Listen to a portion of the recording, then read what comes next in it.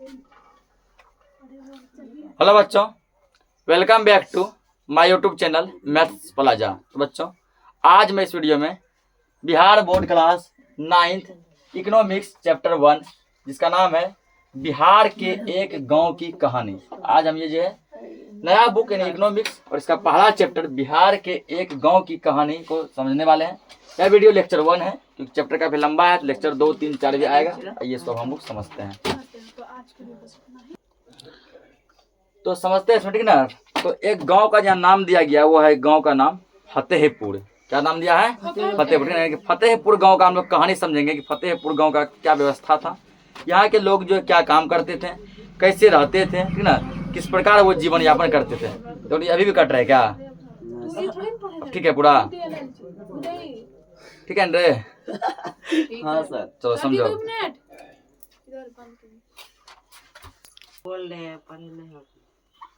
देखो यहाँ पर ना, इस कहानी का उद्देश्य उत्पादन से संबंधित कुछ मूल विचारों से छात्रों को परिचित कराना है ना। उत्पादन मतलब हम लोग बहुत सारे सामान का उत्पादन करते हैं। उत्पादन मतलब बनाना, उत्पादन मतलब नए सामान को बनाना, नए सामान को उपजाना। तो उस उत्पादन के बारे में छात्रों को जानकारी देना इस कहानी का मुख्य उद्देश्य है। गांव फतेहपुर में खेती की मुख्य क्रियाएं जबकि अन्य क्रियाएं जैसे पशुपालन, मुर्गी पालन, डेयरी, दुकानदारी, परिवहन आदि सीमित स्तर पर की जाती है ना। इस गांव के लोग जो है यानी कि फतेहपुर गांव के लोग सबसे अधिक क्या करते हैं? खेती करते हैं। क्या करते हैं? खेती। खेती के अलावा यहाँ के लोग पशुपालन, गाय भैंस बकरी पालते हैं, मुर्गी पालन, मुर्गी को पालते हैं, डेयरी मतलब समझता है ना, दूध, ठीक ना। उसके बाद जो दुकानदारी करते हैं, परिवहन मतलब कि अपना गाड़ी वगैरह ऑटो वगैरह चलाते हैं, ये सब काम करते हैं। इन उत्पादन क्रियाओं के लिए विभिन्न प्रकार के संसाधनों की आवश्यकता होती है जिसमें मुख्य रूप से प्राकृतिक संसाधन, मानव निर्मित वस्तुएं, मानव प्रयास, मुद्रा आदि है, ठीक ना। जो भी काम है उन सभी काम को करने के लिए किसकी आवश्यकता है? संसाधन की। तो संसाधन जो मोटा मोटी जैसे मान के चलो दो टाइप का होता है, प्राकृतिक संसाधन होता है मानव निर्मित संसाधन। जब हम लोग ज्योग्राफी पढ़ेंगे ना, भूगोल, उसमें ये सब पढ़ाया जाएगा। प्राकृतिक संसाधन वो संसाधन होता है जो कि हमको प्रकृति के द्वारा, गॉड के द्वारा, भगवान के द्वारा प्रदान किया गया, जैसे कि सूर्य, हवा, ठीक है, धरती, आग, पानी, चट्टान, ठीक ना। ये सब किसके द्वारा प्रदान किया गया है? प्रकृति के द्वारा। ये सब प्राकृतिक संसाधन। मानव निर्मित संसाधन वो होता है जिसको इंसानों ने बनाया, जिसको मानव ने बनाया। पंखा, टीवी, फ्रिज, ठीक ना, बेंच, डेस्क, ये बोर्ड, मार्कर, कॉपी, किताब, इन सबको किसने बनाया है? मानव ने। ये सब होगा मानव निर्मित संसाधन, ठीक ना। उसके बाद मुद्रा जानिए, रुपया पैसा। तो लोग जो है इन सब चीजों पर निर्भर हैं। फतेहपुर गांव की प्रारंभिक कहानी से स्पष्ट होगा कि गांव में इच्छित वस्तुओं और सेवाओं को उत्पादित करने के लिए विभिन्न प्रकार के संसाधन किस प्रकार से समायोजित होते हैं। इस कहानी को जब आगे पढ़ेंगे तो ये पता चलेगा अलग अलग प्रकार के संसाधन कहाँ कहाँ से जो इकट्ठे होते हैं, कहाँ कहाँ से उसका जो उत्पादन किया जाता है। अब यहाँ से क्या दिया है, यहाँ पे गाँव का सारा डेफिनेशन यहाँ पे दिया गया, अपने गाँव के बारे में दिया गया है। विकास की ओर बढ़ता गांव, ठीक ना। गांव में क्या कर रहा है? विकास कर रहा है, प्रोग्रेस कर रहा है, ठीक ना। फतेहपुर गांव अपने आस पड़ोस के गांवों और कस्बों से भली भांति जुड़ा हुआ है। फतेहपुर गांव जो है, इसके आसपास जो गांव है उससे अटैचमेंट है, बढ़िया लगाव है। आसपास जो छोटा मोटा कस्बा है, ठीक ना, टोला है, मोहल्ला, उससे क्या इसका बढ़िया लगाव है। इस गाँव में पूरब में पुनपुन नदी तो पश्चिम में पटना गया मुख्य सड़कें मार्ग है, ठीक ना। गाँव के पूरब में कौन सी नदी है? तो गांव के पूछेगा फतेहपुर गांव के पूरब में कौन सी नदी है? पुनपुन नदी है, यहाँ लिखेंगे, ठीक ना। अब फतेहपुर गांव के पश्चिम में क्या है? तो पटना गया सड़क है, क्योंकि पटना से गया जाने वाली क्या है? मेन रोड है, ठीक ना। 4 लाइन सड़क होगा क्योंकि कहाँ जा रही? पटना से गया जाती है, जो पटना से मात्र 9 किलोमीटर की दूरी पर सड़कें से पूरब की ओर स्थित है, ठीक ना। वो सड़क कितना दूर है? पटना से मात्र 9 किलोमीटर है। पटना से मात्र कितना दूर है? 9 किलोमीटर वो सड़क है, ठीक ना। इस सड़क पर प्रायः बैलगाड़ी, मोटर गाड़ी, मोटरसाइकिल, जीप, ट्रैक्टर, बस और ट्रक तक देखे जा सकते हैं। छोटा गाड़ी से लेकर बड़ा गाड़ी सब चलता है। बैलगाड़ी टमटम तक चलता है, जीप तक चलता है और बड़ा बड़ा ट्रैक्टर, ट्रक तक भी चलता है, ठीक ना। इस गांव में विभिन्न जातियों के 1500 परिवार रहते हैं। गांव इतना बड़ा है कि 1500 का फैमिली रहता है, ठीक है। 1500 कौन रहता है? फैमिली। एक फैमिली मान लो 5 आदमी हुआ तो 15 5 75 आदमी गाँव में निवास करता है, ठीक ना। अगर एक फैमिली में यदि 4 आदमी हुआ, 15 चौके 60, 6000 आदमी निवास करता है। 1500 फैमिली है खाली, ठीक ना। जैसे तुम लोग का जैसे एक क्या हुआ, वो 5-6 आदमी मिला के क्या हुआ? एक फैमिली हुआ ना, ऐसा 1500 फैमिली है। गाँव में अधिकांश लोग भूस्वामी हैं जिनमें से कुछ बहुत बड़े परिवार के हैं तो उनके मकान ईंट और सीमेंट के बने हुए हैं, ठीक ना। भूस्वामी मतलब वहाँ के वो बड़े बड़े जमींदार हैं, जमीनों के क्या है, मालिक हैं, ठीक ना। तो जिसपे क्या है, लोगों के घर जो है ईंट के, मकान के, सीमेंट के से बने हुए हैं। गरीब लोगों की संख्या गांव की कुल जनसंख्या के 1/4 है, जो गांव के एक कोने में काफी छोटे से घरों में रहते हैं, ठीक ना। गांव में जितना लोग है ना, उसका एक कोना गरीब लोग हैं। अगर समझो 6,000 आदमी है, 6,000 का एक कोना हुआ 1500, 1500 आदमी क्या है, गरीब है, ठीक ना। 10,000 आदमी गाँव में निवास करता है तो एक कोना हुआ 7500, 4 से भाग देना, ठीक ना। 2500 आदमी क्या है, 2500 आदमी गरीब है, बाकी 7500 आदमी क्या है, वो अमीर है, ठीक ना। 1/4 आदमी गरीब है। और गांव के किसी छोटे कोने में अपना गांव घर वगैरह बना के वहाँ क्या करते हैं, वो लोग निवास करते हैं, ठीक ना। जिनके मकान मिट्टी और फूस के बने हैं, घर इसका किसका बना है, फूस का बना है। सरकार द्वारा इंदिरा आवास योजना के तहत गरीब परिवार के लोगों को पक्के मकान की व्यवस्था की गई है। अभी देखो इंदिरा आवास सबको मिल रहा है ना। और ये जब पहले के टाइम में भी मिलता था, पहले फर्क बस ये था, पहले टाइम में था इंदिरा आवास था कम रुपए मिलता था, आज तो ज्यादा मिल रहा है, भविष्य में और ज्यादा मिलेगा, ठीक ना। तो गांव के लोगों का घर जो था वो फूस मिट्टी का बना था। सरकार क्या किया, उसको इंदिरा आवास दिया कि तुम लोग भी मकान के घर में रह सको। राजधानी पटना से नजदीक होने के कारण ही घरों में पर्याप्त मात्रा में बिजली उपलब्ध है। ये गांव पटना के क्या है, निकट है, पटना के सटा हुआ गाँव, ठीक ना, जिसके कारण यहाँ जो बिजली की सुविधा बहुत बढ़िया है। हाल ही के वर्षों में सरकार द्वारा बिजली उत्पादन एवं रख रखाव के लिए गांव में ही पावर ग्रिड की व्यवस्था की गई है, ठीक ना। बिजली के उत्पादन के लिए क्या किया गया, फतेहपुर गांव में क्या लगाया गया, पावर ग्रिड लगाया गया। कि मतलब फतेहपुर गांव में अब जो है दूसरे गांव से बिजली नहीं आएगी, बल्कि वहां पे जो खुद पावर ग्रिड लगेगा और वहां पर खुद बिजली बनेगा, ठीक ना। खेतों में भी प्रायः सभी नलकूप बिजली से ही चलते हैं और इसका उपयोग विभिन्न प्रकार के छोटे कार्यों के लिए किया जाता है।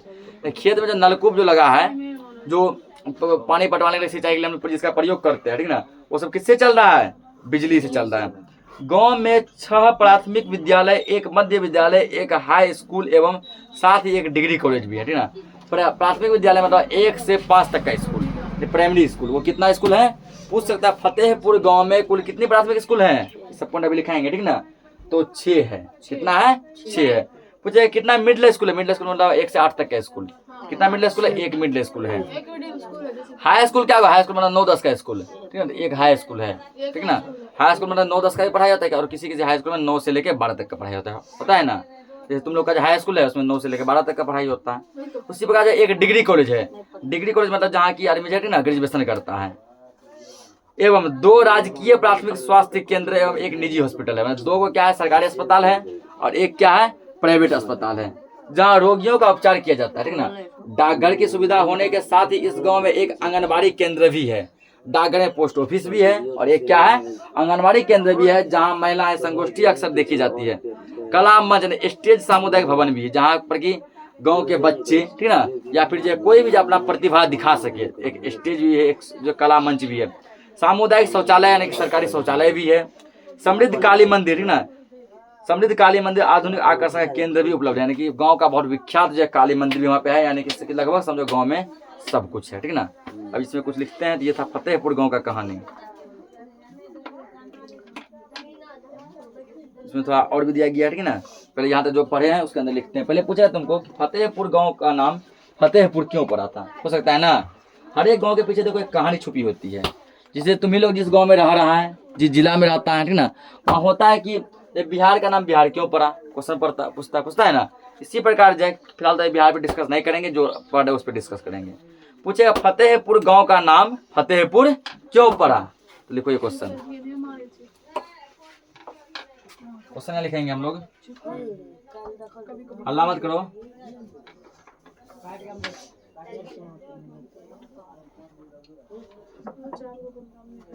फतेहपुर गांव का नाम, फतेहपुर गांव का नाम फतेहपुर क्यों पड़ा,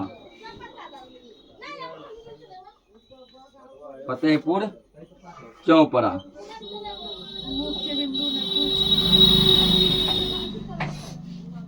यहाँ हेडिंग लगा मुख्य बिंदु, ठीक ना।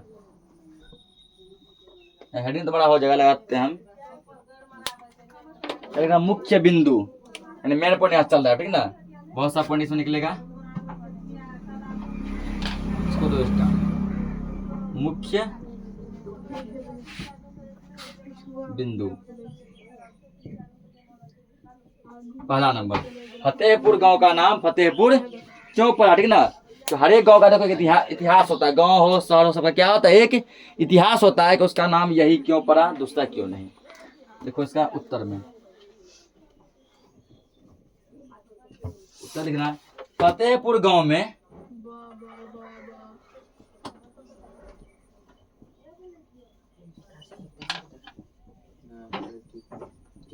फतेहपुर गांव में श्री फतेश्वर श्री फतेश्वर श्री फतेश्वर नारायण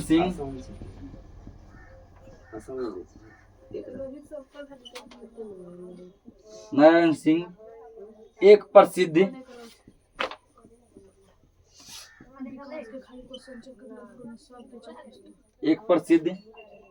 स्वतंत्रता सेनानी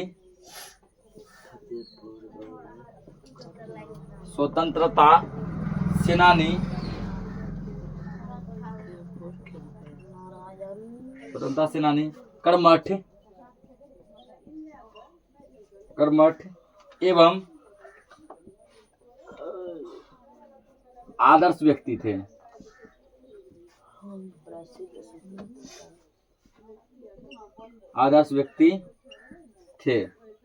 उन्हीं के नाम पर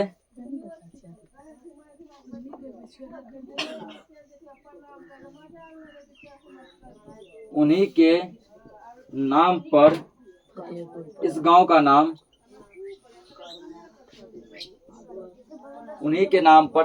का नाम फतेहपुर पड़ा।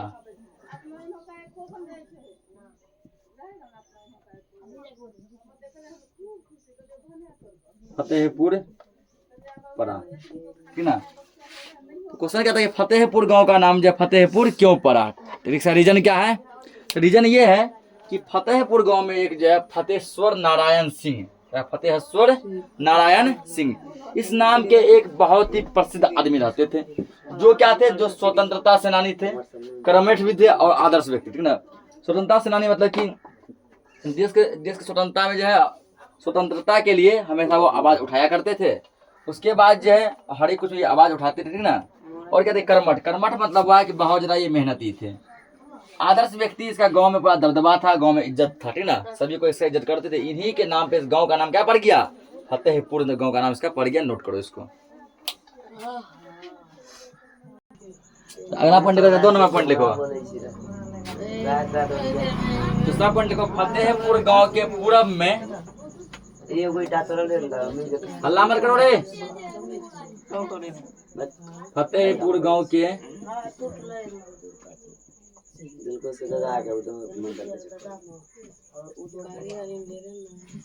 पूरब में पुनपुन नदी,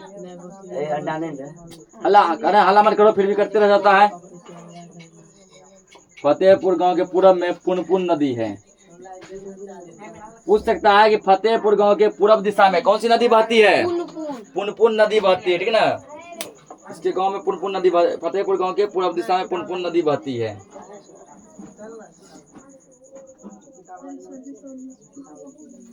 ठीक ना। उसके बाद और पूछ सकता है कि फतेहपुर गांव में कितना जो है, कौन सा विद्यालय कितना है, पूछ सकता है नहीं बोला। फतेहपुर गांव में कौन सा विद्यालय कितना है, ये वाला पॉइंट भी लिखो। तीसरा पॉइंट लिखेंगे यहाँ पे कि फतेहपुर गांव में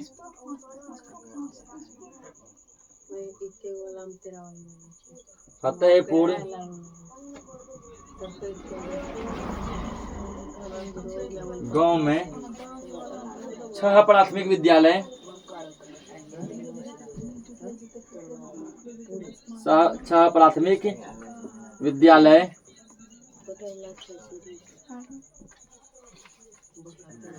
6 प्राथमिक विद्यालय,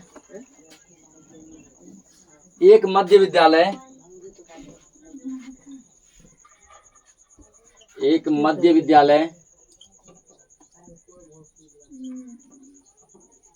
मध्य विद्यालय, 1 हाई स्कूल, हल्ला मत कीजिए। एक हाई स्कूल एवं एक डिग्री कॉलेज जहाँ से की ग्रेजुएशन पीजी वगैरह कराया जाता है। एक डिग्री कॉलेज है,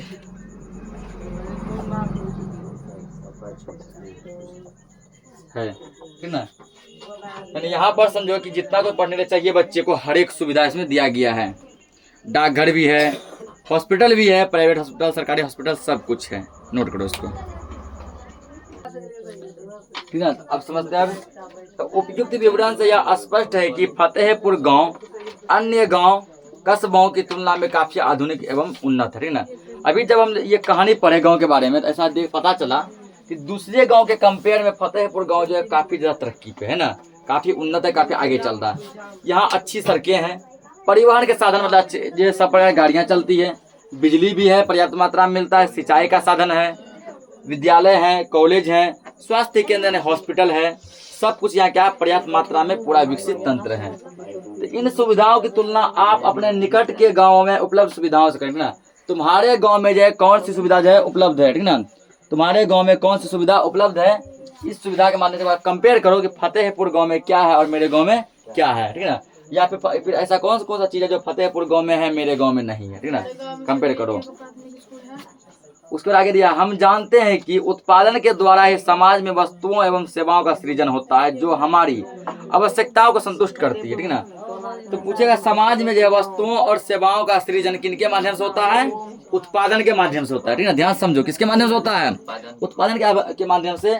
इन्हीं उत्पादन से क्या होता है, हम अपनी आवश्यकता की पूर्ति करते हैं।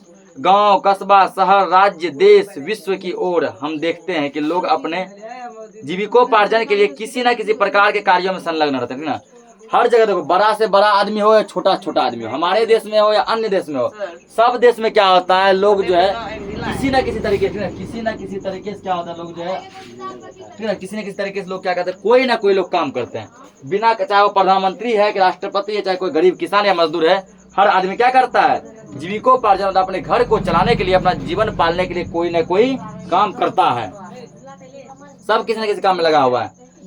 ये कुछ लगे खेती, हर किसान, कुछ किसान है, कुछ खेत कारखानों में काम कर रहे हैं, कुछ क्या कर रहे हैं, कारखानों में काम कर रहे हैं, मजदूर हैं, फैक्ट्री में काम कर रहे हैं, कुछ कारीगर हैं, कुछ शिक्षक हैं, कुछ डॉक्टर हैं, तो कुछ इंजीनियर हैं, कुछ दुकानदार हैं, आदि ऐसे ऐसे व्यक्ति हैं जो कि समाज में हमको काम करने में दिखाई देते हैं ना, अलग अलग काम में दिखाई पड़ते हैं। जो डॉक्टर है वो भी काम कर रहे हैं, वो भी अपना जीवन पालने के लिए कर रहे हैं ना। जो किसान है, जो प्रधानमंत्री है, वो भी अपना जीवन चलाने के लिए क्या कर रहे हैं, कोई ना कोई काम कर रहे हैं। फतेहपुर की कहानी हमें किसी भी गांव में विभिन्न प्रकार के उत्पादन संबंधी गतिविधियों के बारे में बताएगी, है ना। किस गांव में क्या चीज़ की कमी है, इस कहानी को पढ़ के हमको पता चल जाएगा कि कितने गांव में ये सब सुविधा होना चाहिए था, जो कि फतेहपुर में था और यहाँ पर नहीं है। बिहार के गाँव में खेती की उत्पादन की प्रमुख गतिविधि है ना। बिहार के अक्सर गाँव में लोग सबसे अधिक कौन लोग रहते हैं, किसान लोग रहते हैं, और सबसे अधिक क्या होता है, खेती होता है। अन्य उत्पादक गतिविधियों में जिन्हें गैर कृषि कहा जाता है, जिनमें लघु विनिर्माण, परिवहन, पशुपालन, दुकानदारी, डेयरी है, ठीक ना। एक है गैर कृषि कार्य, मतलब कृषि नहीं, ठीक ना, आधा कृषि हुआ आधा कृषि नहीं हुआ। उसमें जैसे शामिल है तुमको पशुपालन, दुकानदारी, डेयरी, ये सब शामिल है।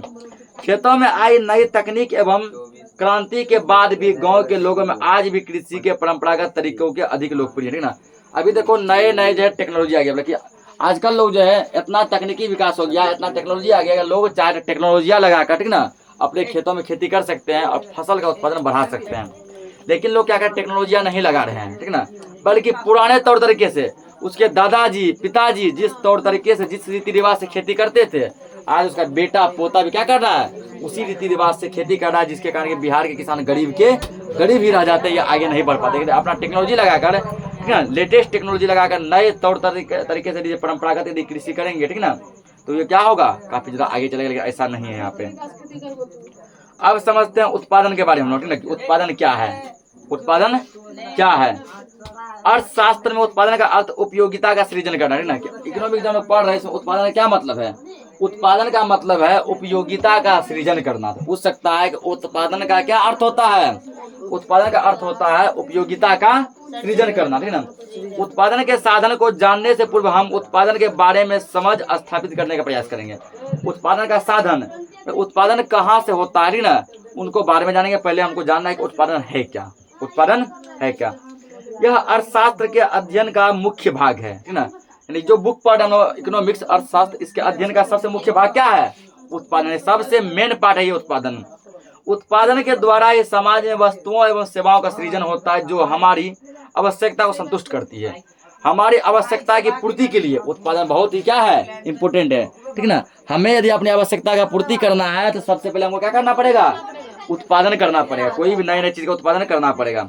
परंतु यहाँ यह ध्यान रखना आवश्यक है कि उत्पादन का अर्थ किसी भौतिक वस्तु का निर्माण करना नहीं है, बल्कि मनुष्य अपने आर्थिक प्रयास से प्रकृति द्वारा उपलब्ध किए गए पदार्थों के रूप, स्थान या अधिकार में परिवर्तन लाकर उन्हें अधिक उपयोगी बनाता है, ठीक ना। यानी कोई भी सामान जो कि प्रकृति के द्वारा पहले दिया गया है, ठीक ना, सामान क्या दिया? प्रकृति के द्वारा दिया गया है। उन सामान में हम लोग क्या करते हैं? कुछ परिवर्तन लाते हैं। जैसे मान लीजिए प्रकृति हमको मिट्टी दिया है, मिट्टी में कुछ परिवर्तन लाकर कुछ खाद मिला दिए, ठीक ना, कुछ जैविक रसायन मिला दिए, कुछ जो है नए नए चीज को मिलाकर क्या किए ना, उसको परिवर्तन लाके मिट्टी को बना दिया उर्वरक, ठीक है ना। उर्वरा शक्ति उसमें बढ़ गया, उसमें खेती करने लगे। प्रकृति हमको चट्टान दिया, ठीक है ना, पहाड़ दिया, पर्वत दिया। उन पहाड़ पर्वत के माध्यम से कुछ नया चीज का उत्पादन किया। प्रकृति ने हमको हवा दिया, हवा के माध्यम से देखो नए नए चीजों क्या किया हम लोग? आविष्कार किए, जो कि हवा से चलती है। तो वही यहाँ देखना कि प्रकृति द्वारा उपलब्ध किए गए पदार्थों के, प्रकृति जो सामान तुमको दिया है उसी के रूप में, स्थान में, अधिकार में, उसी में कुछ जो है फेर बदल करके, परिवर्तन करके क्या करते हैं? हम उसको और अधिक उपयोगी बनाते हैं। आर्थिक दृष्टि से हम इन्हें उत्पादन कहते हैं। हम इसे क्या कहते हैं? उत्पादन कहते हैं। लेकिन उत्पादन किसे कहते हैं? देखो उत्पादन, ठीक ना, उत्पादन किसे कहते हैं? तो अभी जस्ट समझे हैं, डेफिनेशन लिखो इसका। देखो मनुष्य अपने आर्थिक प्रयास से, ठीक ना, मनुष्य अपने आर्थिक प्रयास से, चौथे नंबर पॉइंट होगा ना, डेफिनेशन लिखना है। मनुष्य अपने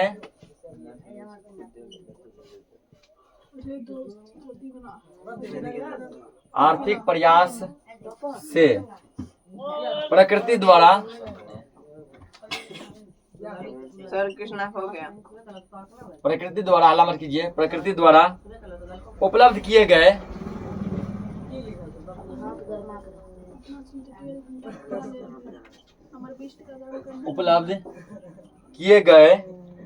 पदार्थों के रूप,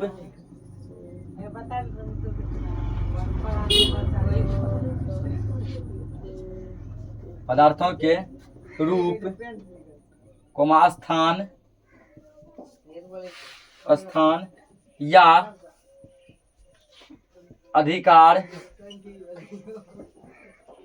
या अधिकार में परिवर्तन लाकर उन्हें अधिक उपयोगी बनाता है। उन्हें अधिक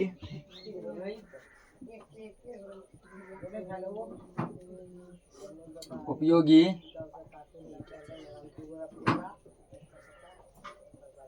बनाता है, ठीक ना।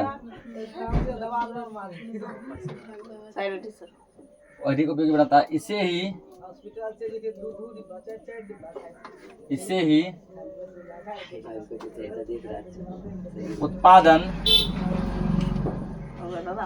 कहा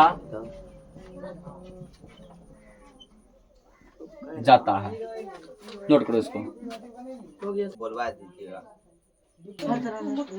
नोट कर लिया इसको, ठीक ना। तो आज के लिए इस क्लास को इतना रखते हैं, मिलते हैं नेक्स्ट लेक्चर में। तब तक के लिए जय हिंद।